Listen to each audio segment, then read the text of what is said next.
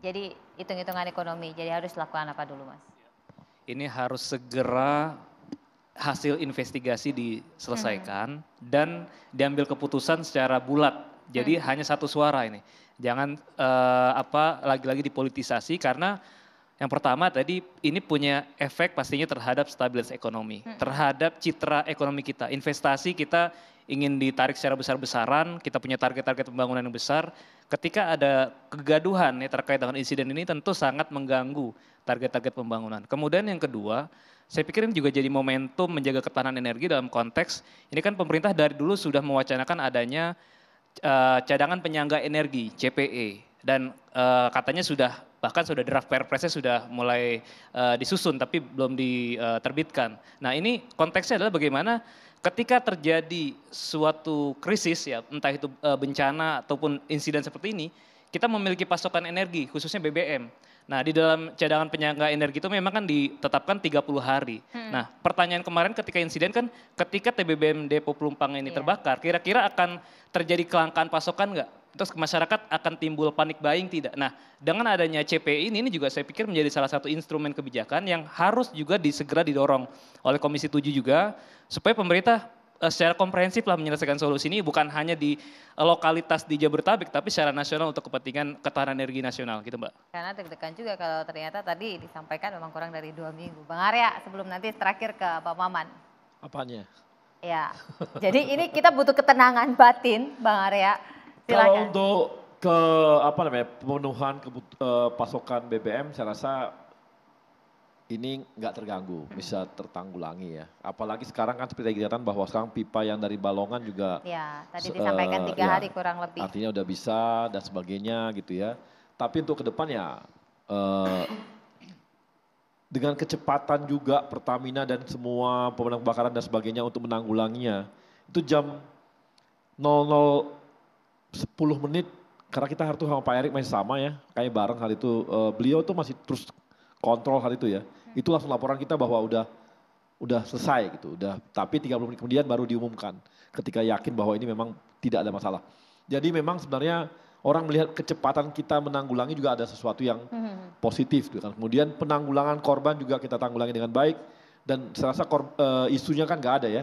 Semua tahu bahwa ini teranggulangi dan kemudian solusi yang kita berikan sekarang juga ini juga saya rasa udah sesuatu yang tidak bukanlah sesuatu yang reaktif gitu ya, tapi sesuatu yang komprehensif, ada jangka pendek, menengah, panjang, saya rasa itu udah menunjukkan bahwa kita serius mengerjakan itu dan solusi yang kita berikan juga sangat cepat ya keluarnya gitu. Dan itu tadi soal satu bahasa seperti yang saya katakan tadi, sebenarnya hanya angle yang diambil oleh teman-teman itu juga kadang-kadang jadi berbenturan, tapi nggak apa-apa, makanya tugas kita ya kembali meluruskan lagi.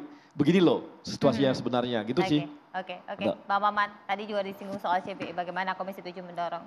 Ya, pada dasarnya saya setuju bahwa penyelesaian permasalahan ini nggak bisa hanya sepotong-sepotong, jadi harus dilihat dalam aspek yang komprehensif dan lebih makro. Karena gini, ini ada implikasi juga terhadap naik turunnya impor minyak kita dengan kondisi kayak begini. Belum lagi dikaitkan dengan rencana program pemerintah antara SDM dengan Kementerian BUMN untuk mendorong percepatan pembangunan proyek DME. Karena juga ini ada keterkaitan dengan LPG dan segala macamnya. Nah itu tuh saya prinsipnya setuju kita dorong ke situ. Namun yang kedua tadi, solusi yang harus segera kita lakukan adalah yang pertama tadi sudah dijalankan, memastikan korban tertangani semua. Ini yang kedua ini. Yang saya pikir ini menjadi sebuah keharusan apa? Suka ataupun tidak suka, senang ataupun tidak senang, buffer zone itu harus segera dijalankan. Nah, konsekuensi dari menjalankan buffer zone itulah yang harus sama-sama kita rembuk bareng nih. Antara kami legislatif, dengan eksekutif, dengan pihak yudikatif. Karena ada konsekuensi hukum. Apa? Tadi, karena kalau tadi, maka saya selalu bilang, nggak ada, ini kita nggak bicara relokasi masyarakat. Supaya apa? Karena domain itu jauh.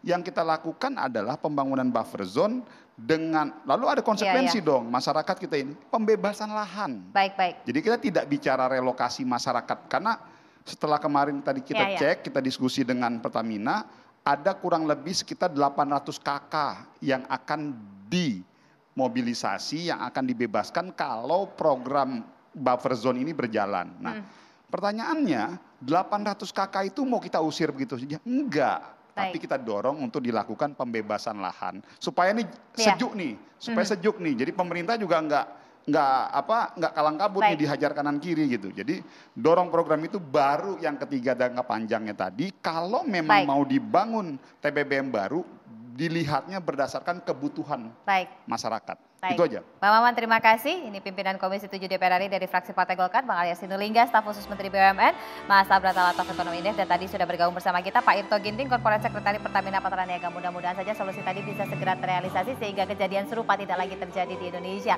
Saya Brigita Manuhara pamit, selamat malam, sampai jumpa.